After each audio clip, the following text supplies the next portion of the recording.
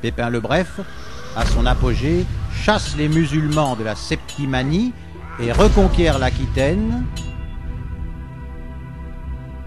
laissant à ses fils Carloman et Charlemagne un royaume franc étendu et puissant.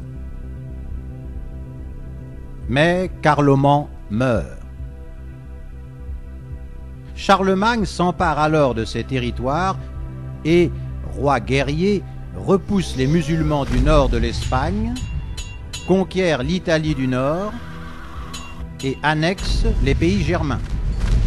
Enfin, se posant en défenseur de l'Église, il donne au pape la Corse et des possessions dans le centre de l'Italie, permettant la création des États pontificaux. Il est alors sacré empereur romain d'Occident avec toutes les magnificences et les titres de l'ancienne Rome.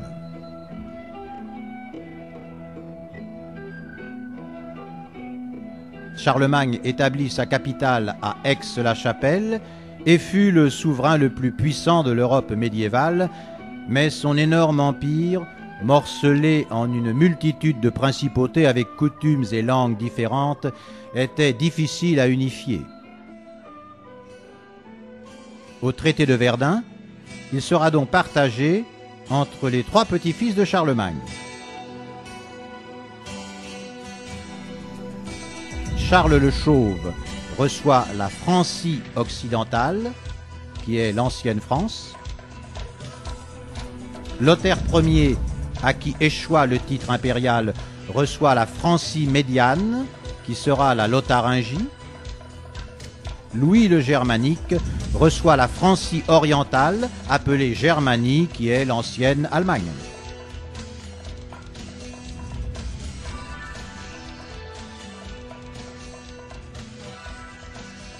Mais un grand danger arrive de la Scandinavie.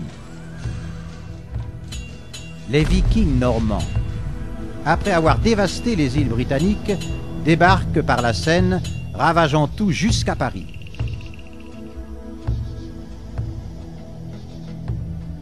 Au lieu de les combattre, le roi de Francie, Charles le Chauve, paye les Normands pour qu'ils repartent.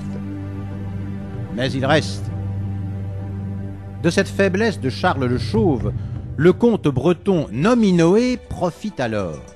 Il bat les Francs, leur enlève des territoires et se proclame roi de Bretagne.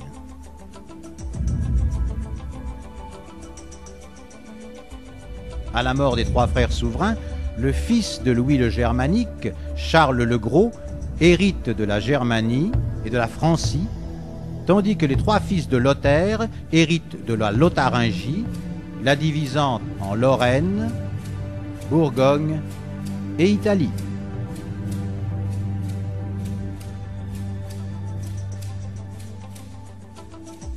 Charles le Gros, roi de Germanie et de Francie, séparé par la seule Lotharingie, avait l'ambition de reconstituer l'empire de Charlemagne.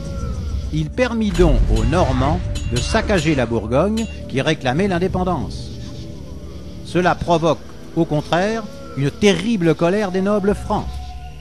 Charles le Gros est alors destitué et Arnulf de Carinthie est élu roi de Germanie.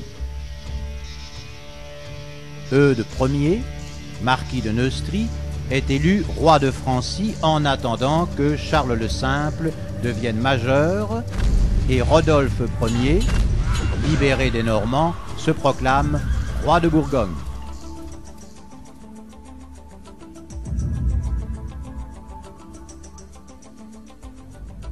Charles le Simple, devenu roi de Francie, préféra négocier avec les Normands qui pillaient son territoire. Sous la promesse qu'ils cessent leurs raids, il leur donna même un duché. Mais les Normands, bien qu'ils se soient fait baptiser et qu'ils jurèrent obéissance en tant que vassaux de Francie, saccagèrent l'Anjou. Le comte Robert d'Anjou se rebella alors, accusa Charles le Simple de faiblesse et le battit, se proclamant roi de Francie à sa place. Mais Charles le Simple contre-attaqua et reprit le royaume. Son fils, Louis IV d'Outre-mer, eut des ambitions de conquête. Il tenta d'annexer la Lorraine, mais fut battu par les Germains et perdit Reims. Il tenta alors de conquérir la Normandie, mais fut capturé par les Normands et, une fois libéré, il dut même se protéger des Bourguignons.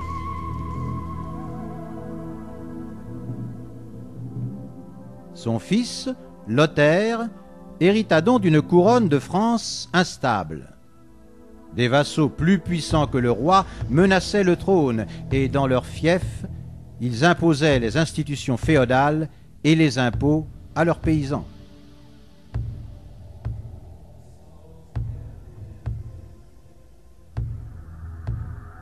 Dans les pays slaves, entre-temps, les États de Pologne et de Tchéquie, à peine nés, étaient ravagés par un peuple provenant d'Oural, les Hongrois,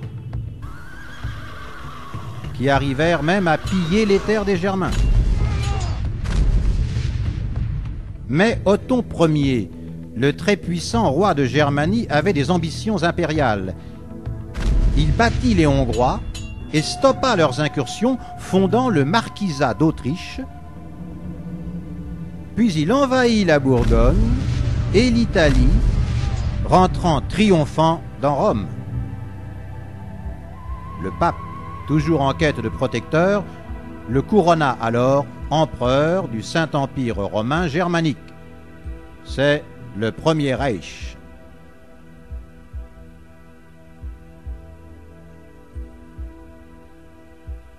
En Francie, la lutte pour le trône était terminée. Les nobles avaient écarté Lothaire et élu à sa place le comte de Paris, Hugues Capet. Mais son domaine royal, au cœur de l'Île-de-France, était trop petit, ce qui relança les esprits de conquête. Les Bretons annexent le comté de Nantes. Le comte d'Angers enlève Tours au comte de Blois. Le duc d'Aquitaine annexe le sud de la Francie. Les Byzantins prennent la Bulgarie et les Normands occupent le sud de l'Italie.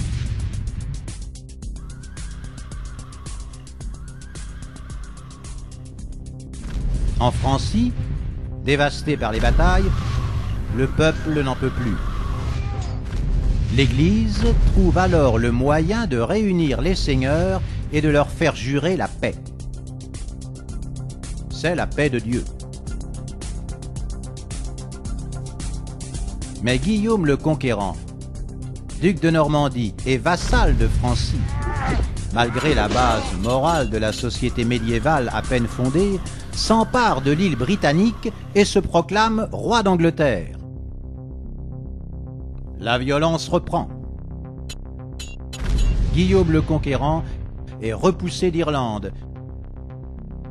Les comtes d'Anjou annexent les pays de la Loire. Les comtes de Toulouse et d'Aragon se partagent la Provence et l'évêché d'Avignon déclare son indépendance.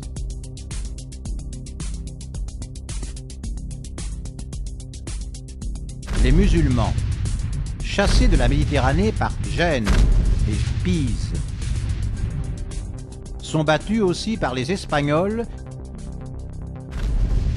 et les Portugais,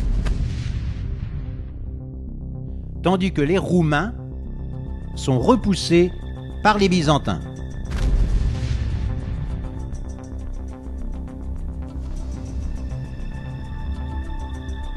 Déjà un nouveau grand danger menace la Francie. Le comte d'Anjou, Henri II, possesseur de Normandie, Bretagne et Aquitaine, avait hérité du royaume d'Angleterre. Et depuis son énorme empire plantagenet, il défiait la Francie. Philippe Auguste, le jeune roi de Francie, avait cependant les idées claires. Bien qu'âgé seulement de 15 ans, il voulait absolument s'imposer sur ces grands seigneurs qui menaçaient sa couronne. Il dompta alors la rébellion des Flandres et repoussa les attaques des Anglais. Mais devenu ami du fils d'Henri II d'Angleterre, Richard Cœur de Lion, une paix fut négociée.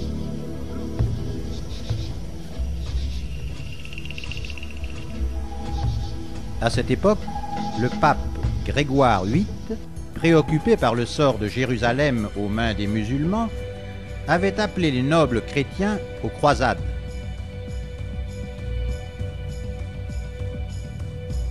Philippe Auguste et Richard Cœur de Lion partirent donc ensemble pour libérer la Terre Sainte, mais leur amitié se transforma en rivalité. À la mort de Richard Cœur de Lion, son frère Jean Santerre s'allie aux Germaniques et attaque la Francie. Philippe Auguste, roi magnifique, contre-attaque. Il récupère la Normandie, bat les Anglais à Bouvines et confisque à Jean Santerre ses possessions en Francie, faisant comprendre à ses vassaux que leurs ambitions ne sont plus acceptées.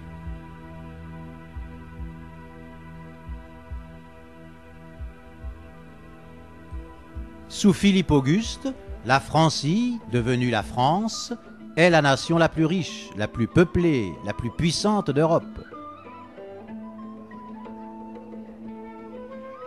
Le fils de Philippe Auguste, Louis VIII le Lion, y joint le Languedoc, des hérétiques cathares, profitant de la croisade contre les Albigeois. Et son fils, Louis IX, connu comme Saint Louis pour sa sagesse et ses valeurs morales, continue les croisades et développe la justice.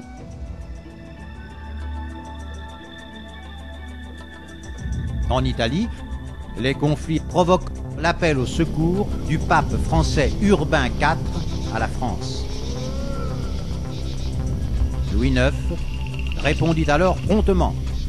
Il envoya une puissante armée, commandée par son frère, Charles d'Anjou. Mais ces cruautés provoquèrent la révolte des Vêpres siciliennes, le massacre de ses hommes et son expulsion d'Italie par les Espagnols d'Aragon.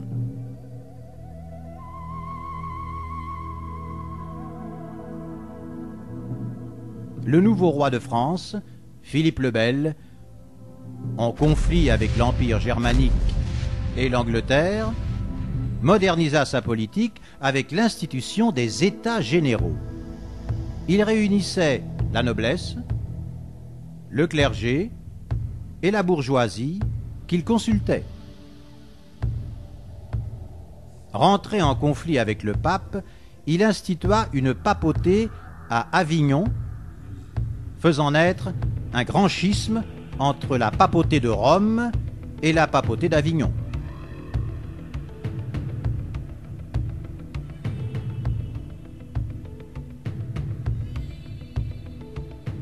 Philippe le Bel, roi innovateur, ne laissa pas d'héritier.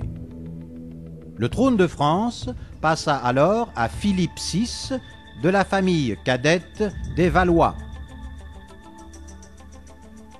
Cela provoqua une terrible colère d'Édouard III, le roi d'Angleterre, qui prétendait à la couronne de France en tant que petit-fils de Philippe le Bel.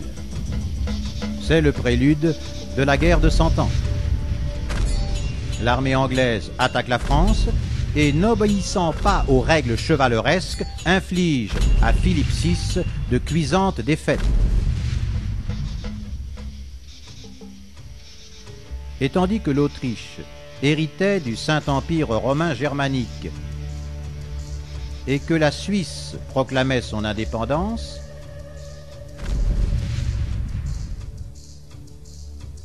en France, le nouveau roi, Charles V, héritait, lui, d'une situation difficile. Les conflits avec les Anglais secouaient le pays. De plus, la peste noire avait tué un tiers de la population et la Bretagne s'était alliée aux Anglais. Pourtant, roi courageux, Charles V reconquiert la plupart des territoires perdus et rétablit l'ordre. Mais quand son successeur, Charles VI, est frappé par la folie, le trône vacille La couronne de France redevient l'objet de convoitise. S'ouvre alors une terrible lutte pour le pouvoir entre les Armagnacs, au soutien de Louis d'Orléans, frère du roi, et les Bourguignons, au soutien de Jean sans Peur, duc de Bourgogne, qui avait élargi son duché en héritant des Flandres.